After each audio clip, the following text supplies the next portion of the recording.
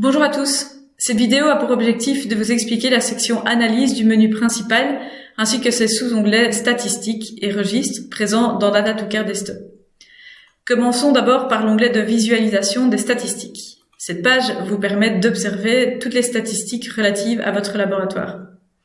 Le premier tableau ci-dessus vous indique les statistiques mois par mois sur les résultats collectés dans le laboratoire en fonction de la maladie, du type de test et de la méthode choisie pour une plage de dates définie.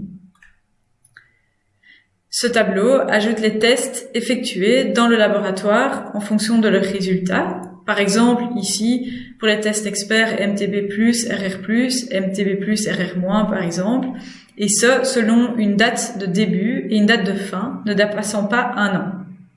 En bas de chaque colonne, vous avez également accès au total par mois. Pour télécharger les données du tableau dans un fichier Excel, il suffit de cliquer sur le bouton « Télécharger » et enregistrer le fichier vers une destination que vous souhaitez. L'histogramme en bas à gauche vous permet de visualiser les résultats des tests dans le temps pour chaque mois de la plage de dates sélectionnée. L'ordonnée du graphique représente le nombre de tests, son abscisse, les mois de l'année pour maximum 1 an. Les barres de couleur représentent le type de résultat. Chaque couleur est associée à un résultat repris dans la légende en dessous du graphe. Enfin, le tableau en bas à droite vous indique le nombre de tests envoyés par chaque opérateur enregistré dans le laboratoire. Nous passons maintenant à la section registre. Le registre répertorie toutes les données de tests effectués dans votre laboratoire. Il vous est possible de sélectionner une maladie et d'affiner en fonction du type de test ou de méthodologie.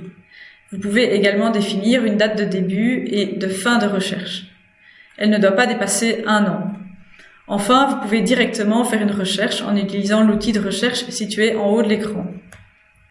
Chaque ligne correspond à un test et vous donne des informations telles que la date du test, le nom du patient, son genre, son âge, le motif d'inscription, le type de test, la méthodologie et le résultat du test.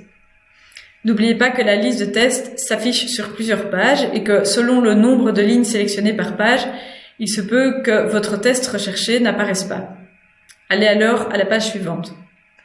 Il est possible d'exporter l'ensemble du registre, maximum 1 an, sous format Excel en cliquant en bas à droite. Vous pouvez choisir d'enregistrer ce fichier sur votre bureau par exemple. Cela vous permet de l'inclure dans un rapport et de l'envoyer par email si besoin. Voilà, merci pour votre attention à tous.